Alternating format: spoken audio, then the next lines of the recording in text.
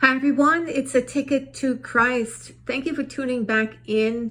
We're talking about enjoying God's presence, just a regular focus of this channel, wanting to, from time to time, just look up and magnify the presence of the Lord and just have that anchor in our day-to-day walk. And today we're talking about that God is trustworthy. And throughout, it talks about in Proverbs 3, 5, and 6, for example, trust in the Lord with all your heart and lean not on your own understanding.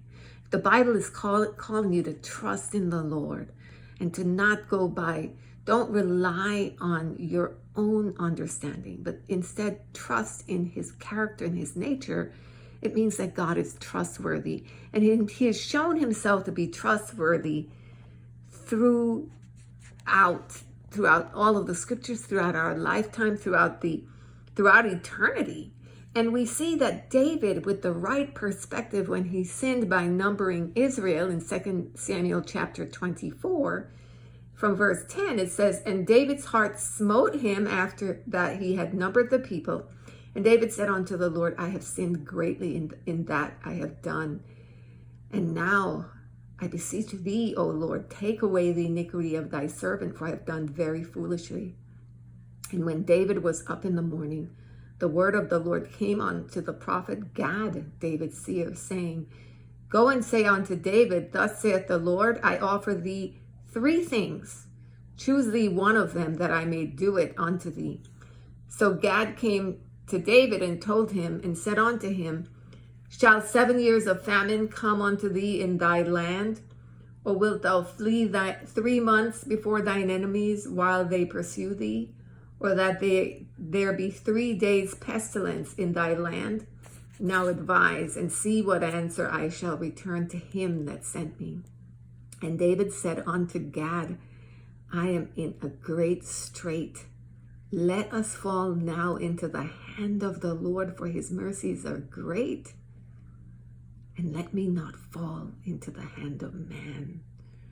Oh my gosh, I just love his perspective in verse 14.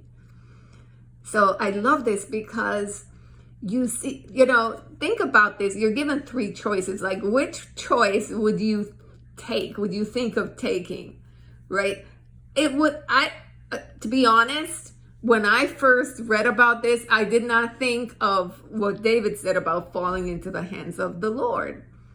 I was more thinking of, okay, which is the punishment that would be the shortest one, so I was there thinking, okay, flee 3 months before thine enemies, or something like that, or 3 days, or something small, like you think it would be a short thing.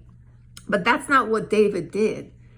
David focused beyond the punishment to the person, to who God is, to his character, that he's trustworthy and that he's merciful.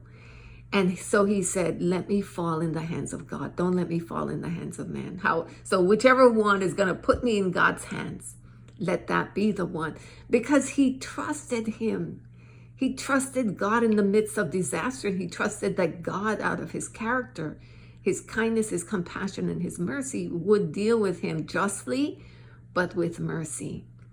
And so we can enjoy that God is trustworthy in our lives, that whatever challenges may come, when the rug falls out from beneath our feet, when there's death or health problems or job issues that come, and we know it's the hand of the Lord, or that it's a time or a season in our life for something, that we just have to go through it. It's the way of the earth. That we trust God. We know that he will give us the strength and the wisdom to bear up under it, but he will walk it out with us. He doesn't leave us alone. And he's trustworthy because his word is trustworthy. When God makes a promise, it's going to happen. In Corinthians, you saw that even, I think it was the Gibbeonites, or I might be saying the wrong name, that Saul had killed some of them or done something against them, I think it was years before. And as a result, the contract or covenant they had before them, God had to still honor it and bring, so that the Israelites fell under a plague as a result. And it was discovered because Saul had broken that covenant. And so they had to be dealt with as a result of it. It just goes to show you that when God says something, it doesn't matter how long the time passes by. None of that matters. God is going to keep his word. He's going to keep his promise. He's going to be true to his nature, his character, his righteousness. And so that is why we can trust him. We can trust him because of his character. It's impeccable. So that is it from me, beloved. We'll pick it up again tomorrow. Have a great day.